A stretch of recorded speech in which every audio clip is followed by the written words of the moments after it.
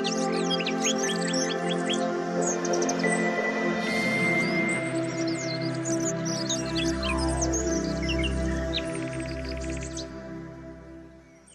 দর্শক বন্ধুরা, আসসালামু আলাইকুম। সবাইকে কৃষি বৈচিত্র্য চ্যানেলের পক্ষ থেকে অসংখ্য অভিনন্দন এবং শুভেচ্ছা জানাচ্ছি। আমরা আজকে যেই জায়গাটিতে এসেছি, একেবারে অজপাড়া গায়ে গড়ে তোলা হয়েছে বাণিজ্যিকভাবে পরিকল্পিত একটি ডেইরি খামার। বাংলাদেশের এই ডেইরি খামার দিয়ে অনেক সম্ভাবনাময় খামারি বাংলাদেশে উন্নয়ন করছে, তাদের আত্মকর্মসংস্থান তৈরি করছে। তো সেরকমই আমরা একটা খামারে এসেছি, সেটা হচ্ছে কুমিল্লা জেলার দাউদকান্দি থানার বিটেশ্বর গ্রামে। এই কৃষিতে যারা এগিয়ে যাচ্ছে তাদের মধ্যে বিএস অ্যাগ্রো ফার্ম খুব পরিকল্পিতভাবে এই খামারটি গড়ে তুলেছেন কয়েকজন উদ্যোক্তা, যাদের পরিকল্পনা এবং বাস্তবায়নে রয়েছে একেবারে আধুনিকতার ছোঁয়া।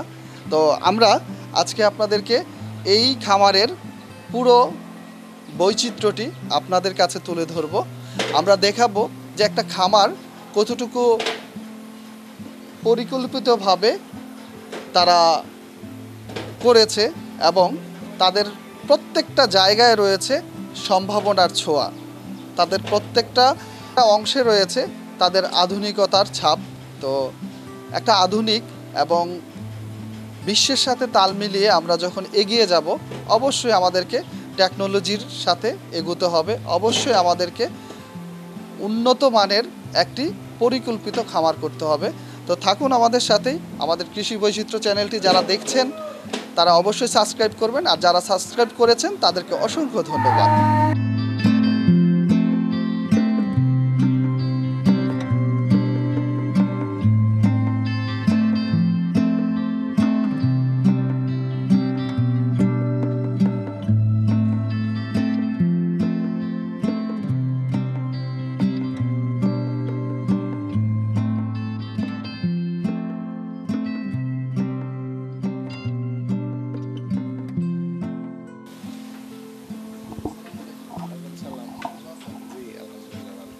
আমরা তো আজকে আপনার খামার পরিদর্শন করতে আসলাম।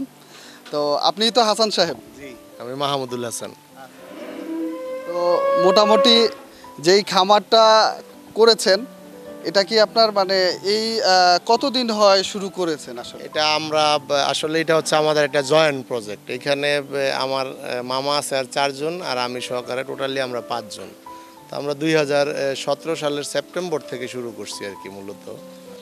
জি, মাহমুদুল হাসান সাহেব, আমরা যেহেতু আজকে এসেছি কৃষি বৈচিত্র্য চ্যানেল থেকে, তো আমরা আজকে আপনার এই খামারের আত্মপত্য জানবো যে কয়টা ডেইরি রয়েছে, কয়টা ফ্যাটেনিং রয়েছে, এবং আপনাদের এই প্রজেক্ট আপনারা কতদূর নিয়ে যাবেন বা কতদূর চিন্তা ভাবনা বা কী কী বাধার সম্মুখীন হয়েছেন। তো চলুন আমরা সব কিছু জানবো, একটু ভিতরে যাই, দেখি। জি আচ্ছা, জি চলেন।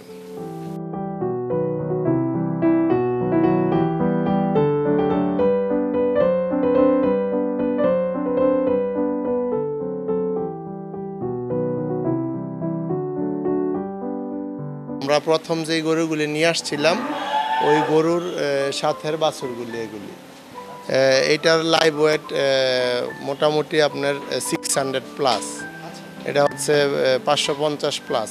এগুলি সবগুলি আপনার মনে করেন যে 500 কেজি প্লাস লাইভ ওয়েট। এগুলি আমাদের 3 বছর যাবত আমাদের বাছুর আমাদের কাছেই এই পর্যন্ত আসছে আর কি। এই যে আমরা এই যে হলস্টিন ফ্রিজিয়ান যে জাতটা বললেন, এখানে কয়টা গরু আছে? এখানে আমাদের বিক্রির জন্য এই বছর 8টা গরু আছে। জি, যেহেতু আমরা ডেইরিতে আছি সেহেতু এগুলি আমাদের বাছুর, 3 বছর হয়েছে আমরা এগুলি লালন পালন করতেছি।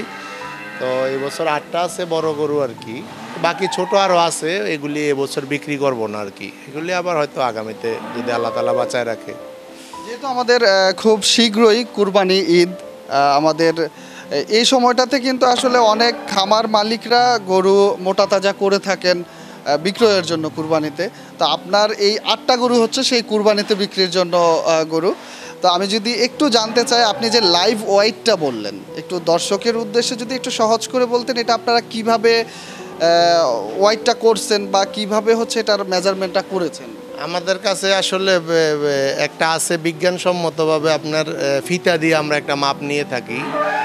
ওটাতে হচ্ছে মানে 19-20 এরকম আর কি, এছাড়া আর বেশি কিছু না। আমরা দৈর্ঘ্যটা নেই, প্রস্থটা নেই। সেই ক্ষেত্রে আমাদের আমার তো মোটামুটি 6 বছরের একটা অভিজ্ঞতা। সেই অভিজ্ঞতা অনুযায়ী মানে আমরা এগুলো ওজন করি, আমরা স্কেল দিয়েও করে থাকি। ওই লাইভ ওয়েটের আপনি খাবার যোগ্য হচ্ছে 55% আর কি। সেই ক্ষেত্রে একটা গরুর যদি লাইভ ওয়েট 500 কেজি হয়, ধরে এটা আমরা বুকের ব্যাটটা নেই, আর সামনে হচ্ছে এলবো জয়েন্ট থেকে ওই যে লেজের আগ পর্যন্ত ওইটা নিয়ে ওই বিএলআরআই বাংলাদেশ প্রাণী সম্পদ এর একটা অ্যাপস আছে। ওই অ্যাপসের মধ্যে আপনি ওই যে ওয়েট করার আছে, দৈর্ঘ্যটা প্রস্তরা দিলেই টোটাল ওয়েটটা চলে আসে। ওইখান থেকে আপনি 55% ভাগ করলেই বাকিটা খাবার উপযোগী আপনার। আচ্ছা, যেহেতু আপনি 8টা গরু বিক্রি করবেন এখানকার, তো আমরা যদি একটু প্রথম থেকে যাই, হ্যাঁ, এটার ওয়েটটা আপনি কতটুকু, বা এটা কত টাকা হলে আমাদের যারা কুরবানি দিবে বা কুরবানি দেওয়ার জন্য নেবে, তারা আসলে কত টাকা হলে এটা নিতে পারে? এটা এটা হচ্ছে জার্সি। আমাদের এই দুইটা গরু এই জার্সি। আমাদের এইখানে ওর মা আছে, ঠিক আছে, ওর আরও ভাই বোন আছে। তো এবার বিক্রয়ের জন্য এই দুইটা আছে, আরও আছে, প্রত্যেকেরই ভাই বোন আছে এখানে। যেহেতু 3 বছর যাবত আছে, প্রত্যেকেরই হয়তো ওর ভাই আছে, না হয় বোন আছে এইখানে। ওরা হয়তো এই বছর বিদায় হয়ে যাবে, পরবর্তীতে ওর ভাই আসবে, না হয় ওর বোন তৈরি হবে এই দুধের গরুর জন্য, এটাই আর কি। তো যেহেতু এরা হচ্ছে একটা ফ্যামিলি থেকে বড় হওয়া, মোটামুটি একটা ওদের পুরা পরিবারই এখানে আছে। আচ্ছা, এটার যদি আমি বলি যে কেউ পছন্দ করে আমাদের ভিডিও দেখে, আপনি কত টাকা এটার ডিমান্ড করছেন? যে এটা আমি 2,60,000 টাকা এটা। তো আমরা মোটামুটি দেখছি যে আপনার যে জায়গাটা মানে সবগুলা মানে গরুর জন্য মানে একেবারেই খোলামেলা, খুব সুন্দর একটা পরিবেশ। তো এই জাতটা কি জাত? এটা হচ্ছে হলস্টেইন ফ্রিজিয়ান। এইখানে যতগুলি গরু আছে ওইটা জার্সি আমাদের, বাকিগুলি হলস্টেইন ফ্রিজিয়ান, এই দুইটাও জার্সি। এটা কি আপনি পরিমাপ করছেন? জি, এটা পরিমাপ করছি। এটা কত কেজি আনুমানিক? এটা 650 কেজি প্লাস। এটার দাম কত ডিমান্ড করছেন? এটা আসলে এগুলি তো আপনার 650 কেজি আমরা ওভাবে ডিমান্ড করতেছি না। যদি কেউ নিতে চায় তাহলে সে 2,90,000 টাকা দিতে পারবে। সেই ক্ষেত্রে কম বেশ আছে কথা বলার জন্য। জি, ওইটা থেকে এটার ওয়েট আবার একটু বেশি, ওইটা প্রায় 700 কেজির কাছাকাছি। মোটামুটি তাহলে আমরা তো দামটা এভারেজ করতে পারি যে আসলে এটার দাম কেমন হতে পারে। জি জি জি, এটা এভারেজ। এটা এই দুইটা হচ্ছে এইখানকার মধ্যে যত যেগুলি আছে বেশি ওয়েটের হচ্ছে ওই দুইটা, ওই পাশের দুইটা। ওই দুইটার সামনে যাই। যে আমরা শুনছিলাম আপনার মুখ থেকে যে এখানে সবচেয়ে বেশি হোয়াইট ফুল কোনটা, এটা না? এটা, তারপর এটা, তারপর ওইটা, এই 3 নাম্বারটা। এগুলি আপনার এটা আছে 750 প্লাস। এটা আজকেই ওয়েট করছিলাম, এটা 750 থেকে কিছু বেশি হয়েছে আর কি। তো 750 প্লাস। এইটা হচ্ছে এই সেমই, একটু ডিফারেন্ট। আসলে এই 3টা গরু খুব বেশি ডিফারেন্ট না এগুলি। এভারেজ যদি বলি তাহলে এটা আপনি কেমন টাকা হলে এবার কুরবানিতে বিক্রি করছেন? এটা 3,50,000 টাকা। এটাও 3,50,000। ওইটা হচ্ছে ওই ধরেন 20,000 কম। আসলে গরুগুলি ম্যাক্সিমামই আপনার কাছাকাছি, খুব বেশি একটা দাম বেশি বা কম বেশি নাই, যেহেতু আমাদের নিজেদের গরু তো, আর জাতের ক্ষেত্রেও কাছাকাছি অনেকটা। এজন্য ওদের লাইভ ওয়েটও একটা 20 কেজি বেশি, 50 কেজি বেশি, 50 কেজি কম, এটাই, এর বেশি আর কোনো কিছু না। আচ্ছা হাসান সাহেব, একটা বিষয় আমরা যেটা দেখি যে অনেক খামার মালিকরা বিক্রি করার জন্য তারা আসলে মেডিসিন বা ইনজেকশনের মাধ্যমে গরুকে মোটা তাজা করে।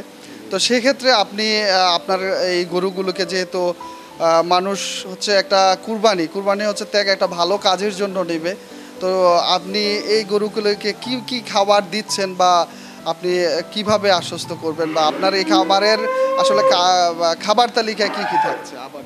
জি, আসলে তো এই ব্যাপারে আপনি যেই কোশ্চেনটা করছেন এইটার সম্পূর্ণ আমরা বিপরীতে হাঁটতেছি। যে জায়গায় মানুষ ইনজেকশন স্টেরয়েড দিয়ে মোটা তাজা করতেছে, সেই জায়গায় আমরা টোটালি অর্গানিক খাবার খাওয়াচ্ছি। আমাদের ঘাসের জমি আছে, হয়তো আপনারা দেখতে পারবেন 12 বিঘার মতো আমাদের জমি নেওয়া আছে, ওইখানে আমরা জার্মান ঘাস করতেছি। তারপর আমাদের সিজনে আমরা ভুট্টা গাছ থেকে ভুট্টার সাইলেজ তৈরি করি, আমাদের পর্যাপ্ত পরিমাণ সাইলেজও স্টকে আছে। আর মূলত দানাদার যে খাবারটা দিয়ে থাকি আমরা, ফ্যাটেনিং গরু টোটাল বডি ওয়েটের 12% দানাদার আমরা দিয়ে থাকি। ইনজেকশন তো আমাদের প্রয়োজনই পড়ে না, ওগুলি তো দরকার নেই। এভাবেই তো অর্গানিক পদ্ধতিতে যে এই যে মোটা তাজা হচ্ছে আমাদের, এভাবে নর্মালি হয়তো একটা গরু কখনো খাচ্ছে না, সেই ক্ষেত্রে আমরা একটু আদার রস দিই। এই আদার রসটা দিই ওর ডাইজেস্টিভ সিস্টেমটা অনেক সময় একটু ফল্ট করলে ওইটা অ্যাক্টিভ করার জন্য। আসলে আমরা যতটা সম্ভব চাই যে মেডিসিন থেকে দূরে থাকার জন্য। আর আমাদের যেই মূল লক্ষ্যবস্তু সেটা হলো গিয়ে যে আমরা একটা ভালো অর্গানিক পদ্ধতিতে মোটা তাজা বলেন আর ওই গিয়ে দুধ বলেন, যে আমরা মানুষকে একটা ভালো খাবার দেওয়ার জন্য, আমাদের এই উদ্দেশ্য ব্যবসার জন্য না। আমার যে আরও আমাদের এই ফার্মের যে আরও 4জন মালিক আছে, ওনারা তো 3জন সিঙ্গাপুরে আছে, একজন কানাডাতে আছে, তো ওনারা ওখানেরই সিটিজেন হোল্ডার। তা আমি দেশে আছি, আমি এটা দেখাশোনা করি, সম্পর্কে আমরা মামা ভাগ্নে। তো আমার মামাদের সর্বোপরি কথাই হলো একটা, যে আমরা জীবনে পয়সা উপার্জন করছি, অনেক কিছুই করছি। ওনাদের এজ তো 50 আপ। তো আমার কন্টিনিউয়াসলি ডেইলি আমরা সপ্তাহে একবার হোয়াটসঅ্যাপ আমরা গ্রুপ মিটিং করে থাকি। আমাদের সবগুলি গরু এই যে এইখানে আমাদের ক্যামেরার মাধ্যমে টোটাল ওনারা ওখান থেকে দেখতেছে। আমাদের ওই রকম করার ইচ্ছে তো মনের মধ্যে খামারের শুরু থেকেই ছিল না, এবং কি ভবিষ্যতেও আমরা এই ধরনের, আমার অর্গানিকে যা হয় তাতেই আলহামদুলিল্লাহ। এবং কি আমরা অর্গানিক পদ্ধতিতে খাবার খাইয়ে গরুর সুস্বাস্থ্য বলেন, গরুর মাংস উৎপাদনের দিক দিয়েও কম হচ্ছে না, দুধ উৎপাদনও কম হচ্ছে না। তাহলে অযথা আমরা টাকা পয়সা খরচ করে আমরা কেন যাব এই মেডিসিনের দিকে? আর আমরা কেনই বা, কারণ আমি তো আর চিরস্থায়ী না, মানুষ মাত্রই মরণশীল। আমি বারবারই চিন্তা করি, আমি আজকে টাকার জন্য, আমি 20 টাকার জন্য, 50 টাকার জন্য বা 50 লাখ টাকার জন্য আমি একটা গরু মোটা তাজা করলাম, এটার স্টোরেট দিলাম, এটা তো আমার মতো মানুষ কেউ না কেউ খাচ্ছে। তাহলে আমি কি করতেছি? আমি মানুষ হয়ে সেটা আরেকটা মানুষের ক্ষতি করতেছি, তাহলে এটা তো আমি ভালো কাজ করতেছি না। তো সেই ক্ষেত্রে আমার মামাদের কথাও হলো যে কোনোভাবেই যেন আমার খামারের দুধ, আমার খামারের গরু আপনি যে কেউ কিনে নিয়ে যাক, ওনারা নিঃসন্দেহে নিতে পারে, নিঃসন্দেহে নিতে পারে। এই যে ওই সাইডটাতে দেখলাম হচ্ছে আপনার ফ্যাটেনিং, যেগুলো আপনারা কুরবানিতে আমাদের বাছুরগুলি যে বছর বিক্রির ওই গরুগুলি আর কি। এইখানে আমাদের দুধের গরু আছে, এই যে এগুলি হচ্ছে দুধের গরু। তারপরে এই পাশটা তো আছে দুধের গরু, আর বাকিগুলি হচ্ছে আমাদের ড্রাই পিরিয়ডে আছে আর কি। এই গরুগুলি যে এখন দেখেন ও দানাদার খাওয়া শেষ। আমরা মূলত হচ্ছে ডেইরি খামারের জন্য, ডেইরি যারা খামারি আছে ওনাদের জন্য একটা পরামর্শ হিসাবে হইলো যে দুধ দহন করার পরে মোটামুটি গরুটাকে যেভাবেই হোক 1 ঘন্টা আপনি দাঁড়িয়ে করে রাখার চেষ্টা করবেন। সেইটার উপকারিতা হচ্ছে যে অনেক সময় ফ্লোর আপনার অপরিষ্কারের কারণে সেইখানে বিভিন্ন ধরনের ব্যাকটেরিয়া, ভাইরাস থেকে থাকে। সেই ক্ষেত্রে আমরা যখন দুধ দহন শুরু করি তখন তার টোটাল নার্ভগুলি, দুধ দেওয়ার টোটাল নার্ভগুলি ওপেন হয়। সেটা ক্লোজ হয়ে আস্তে আস্তে মোটামুটি আপনার 40 থেকে 1 ঘন্টা সময় লাগে। সেই ক্ষেত্রে 1 ঘন্টা আগে যেন গরুটা কোনোভাবেই না আসে, তাইলে সে 100 ভাগ থেকে কমসে কম 50 ভাগ হলেও সে ম্যাস্টাইটিক থেকে আপনার মুক্তি পাবে। এটা হচ্ছে একটা গুণাগুণ। এটা হচ্ছে আমাদের জার্মান ঘাস, আমাদের 12 বিঘা জমিতে জার্মান ঘাস করা আছে। আমাদের হয়তো শীতকালীন একটা সময়ে কিছু ক্রাইসিস দেখা দেয়, শর্টেজ, ওই সময় আমরা এই গরুগুলোকে দেওয়ার জন্য সাইলেজ আছে, আমাদের সাইলেজ স্টক আছে, আমরা নিজেরাও করে থাকি।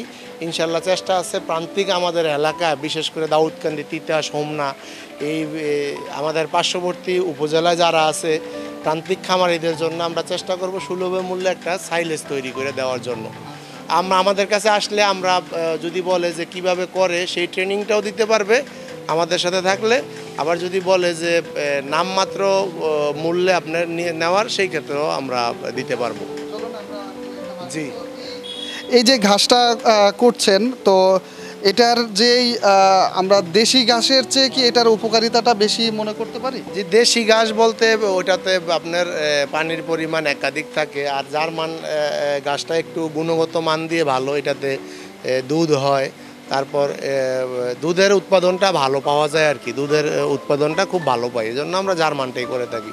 সেই ক্ষেত্রে আপনার এই যে উঁচু জমি হইলে নেপিয়ার, পাংচং এগুলিও করতে পারে, কোনো অসুবিধা নেই। আচ্ছা, তো এগুলো কি আপনার বাচ্চা কয়টা দিয়েছে এখানে, বা কয়টা বাচ্চা দিবে, বা ড্রাই পিরিয়ডটা কোনটা বললেন? ড্রাই পিরিয়ডটা হচ্ছে আমরা মোটামুটি আপনার এই একটা গরু বাচ্চা দেওয়ার পর থেকে এটা 40 দিন বা 41 দিন, আবার রিটার্ন যখন হিটে আসে, হিটে আসার পরে আমরা একটা হিট হয়তো মিস করি, তারপর আমরা দিলে পরে যদি কনসেপ্ট করে সেই ক্ষেত্রে মোটামুটি আমরা 6 মান্থ পর্যন্ত আমরা 6 থেকে 7 মাস হয়ে যাওয়ার পরে, ওর প্রেগনেন্সি কনসেপ্ট করার 7 মাস হয়ে যাওয়ার পরে বাকি বাচ্চা দেওয়া পর্যন্ত যে 2 থেকে 2.5 মাস থেকে থাকে ওইটাকেই ড্রাই পিরিয়ড বলে আর কি।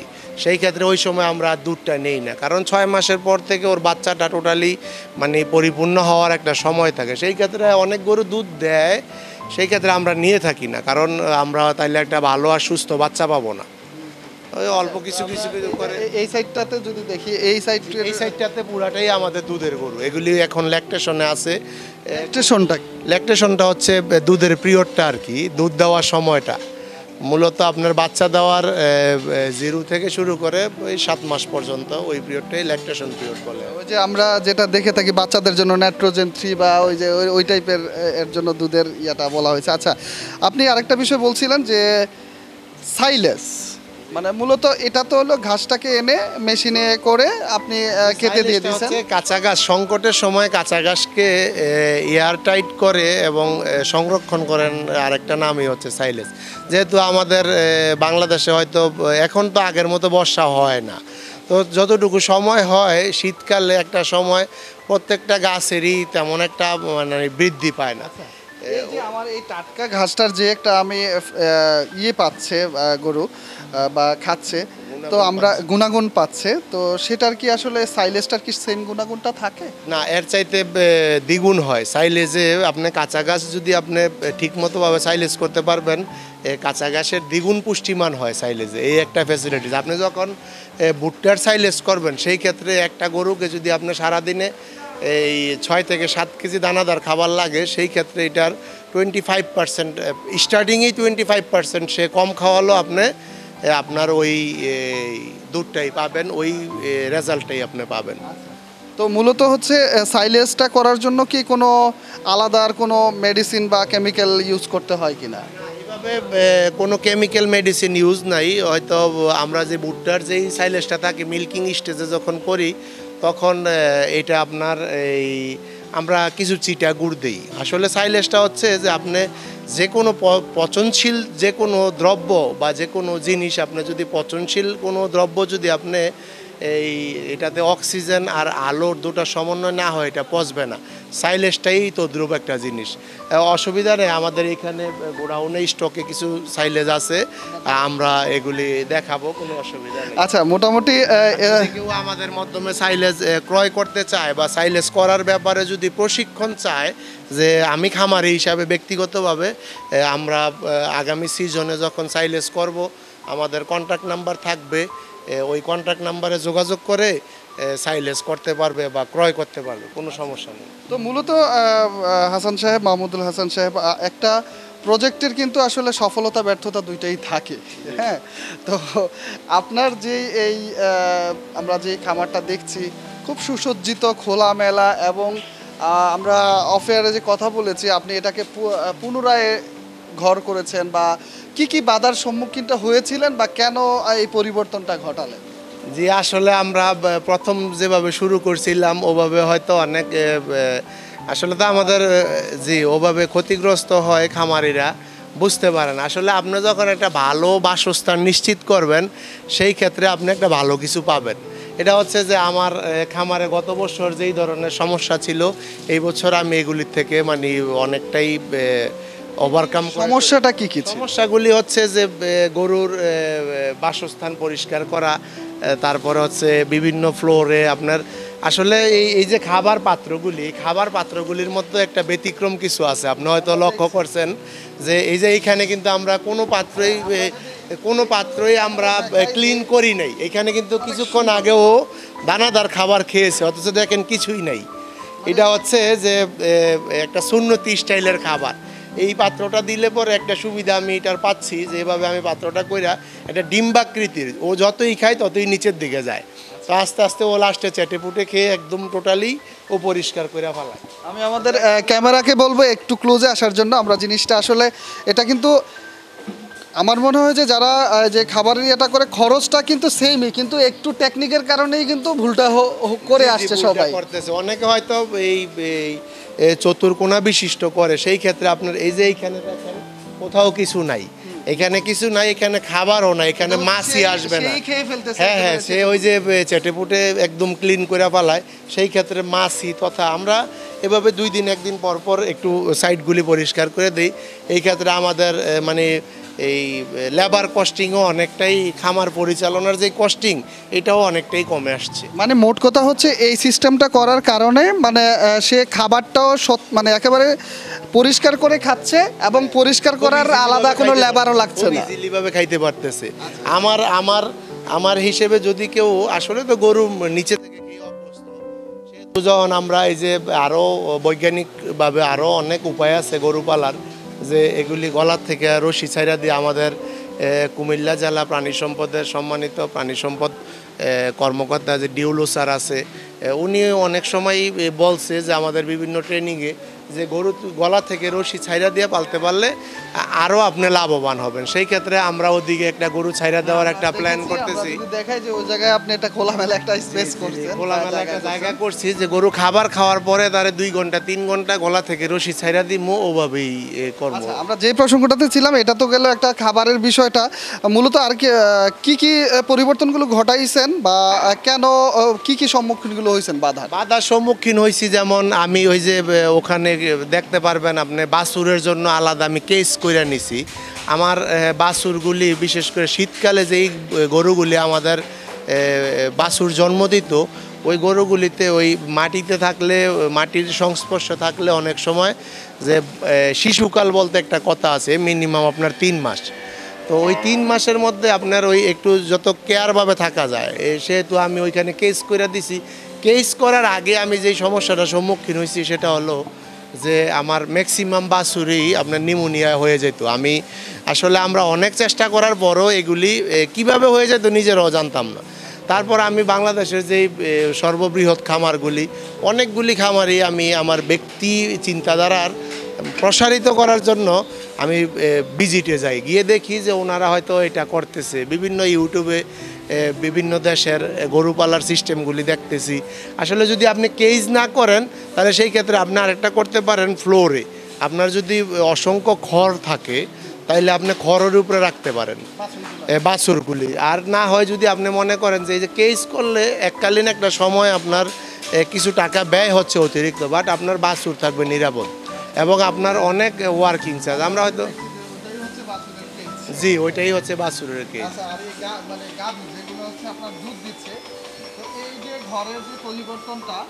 ঘরের পরিবর্তনটা হচ্ছে এই যে মাঝখানে কাইটা দিছি, এইখানে বাতাস আপনার কন্টিনিউ হয়ে যায়, আপনি কিন্তু এখন অনুভব করতেছেন। গরুর শেডগুলি সাধারণত পূর্ব পশ্চিমেই করা উচিত। কেউ যদি আমার একটা জিনিস বলার থাকবে, নতুন খামারি আর পুরাতন খামারি যেই হোক, আমি বলবো গরুর ঘর যেন সবাই পূর্ব পশ্চিমে করে। এটা কিন্তু আমাদের প্রাণী সম্পদ থেকেও একটা নির্দেশনা আছে যে যখন দর্শক এটা হচ্ছে পূর্ব পশ্চিম। আসলে আপনি একটা জিনিস খেয়াল করে থাকবেন যে আপনি যখন উত্তরে আর দক্ষিণে আপনি ঘর লম্বালম্বি করবেন, পূর্ব পশ্চিমে কিন্তু খুব কম সময় বাতাস চলাচল করে। সেই ক্ষেত্রে এইটারও কিন্তু একটা বিজ্ঞানসম্মত একটা দিক নির্দেশনা আছে প্রাণী সম্পদ থেকে, যে আপনারা গরুর ঘরগুলি যখন করবেন লম্বালম্বি পূর্ব পশ্চিম যেন হয়। দর্শক আমি যদি আপনাদেরকে দেখাই যে দেখেন মানে পুরোটাই হচ্ছে একেবারে পরিষ্কার পরিচ্ছন্ন খোলামেলা, মানে প্রাকৃতিক যে বাতাস আবহাওয়া সেটা আসলে এই খামারে আসলে বুঝাই জানা যে এটা একটা পশুর খামার বা এখানে পশু মোটা তাজা করা হচ্ছে বা ডেইরি খামার এটা। তো এই যে মোটামুটি আপনার এখানে দুধ দিচ্ছে এরকম গাভী কয়টা আছে? এখানে আমাদের দুধ দিচ্ছে 24টা গাভী আছে এখন, 24টা। কয় লিটার দুধ পাচ্ছেন ডেলি? 250-এর উপরে পাচ্ছি, 250, 260, 70 এরকম, মানে আমাদের অ্যাভারেজ 10 থেকে 12 এরকম। দুধের দামটা কেমন পাচ্ছেন বা কোথায়? দুধের দামটা আমরা এই শুরু থেকেই এইখানে মিষ্টির দোকানে দিছি কিছু। আমরা রিসেন্টলি একটা উদ্যোগ নিছি যে আমরা প্যাকেজিং মেশিন নিতেছি, যে আমরা একটা গৌরীপুর বাজার আছে এইখানে, তো সেই ক্ষেত্রে আমরা গৌরীপুর বাজারে যে অ্যাপার্টমেন্টগুলি আছে এইখানে যারা আমরা তথা আরও বাহিরের লোকজন থেকে থাকে, সবার কাছে একটা ভালো দুধ পৌঁছানোর জন্য হয়তো এই সপ্তাহের মধ্যে আমাদের এই প্যাকেজিং মেশিনটা চলে আসবে। আপনারা তো দেখলেন যে ঘিয়ের জন্য আমরা অলরেডি ঘি উৎপাদন চলছে। কেউ যদি পিওর ঘি নিতে চায় সেই ক্ষেত্রে আমাদের সাথে যে কোনো সময় দুধ অথবা ঘিয়ের জন্য কন্ট্যাক্ট করতে পারে। মানে আমরা যদি একেবারেই বলি যে অন্যান্য বড় বড় কোম্পানিগুলো যেভাবে আসলে প্যাকেজিং দুধটা তৈরি করছে লিকুইড, সেটা আপনারা করার জন্য শীঘ্রই কাজ করে যাচ্ছেন বা এক সপ্তাহের মধ্যে হয়তো বা আমাদের প্যাকেজিং মেশিনটা চলে আসবে। তো সেই ক্ষেত্রে আমরা 1/2 লিটার 1 লিটার, আমাদের ঢাকাতেও আমরা কিছুদিন দুধ সেল করছি, ওইখানে অনেক অনেক চাহিদা, ওইখান থেকে গ্রাহক পর্যায় থেকে আমার কাছে অনেক ফোন আসছে যে ভাই আমাদেরকে একটা ভালো জিনিস খাওয়াইলেন, এখন কেন বন্ধ করলেন এখন? তো আমি বলছি যে করোনার সময় হয়তো লকডাউন চলছে সারা দেশে, এজন্য পাঠাইতে পারতেছি না, ইনশাল্লাহ আপনারা আবার পেয়ে যাবেন। তো সেই ক্ষেত্রে আমরা গরিপুর তথা ঢাকায় একটা ভালো মানের দুধ দেওয়ার জন্য চেষ্টা করতেছি আর কি।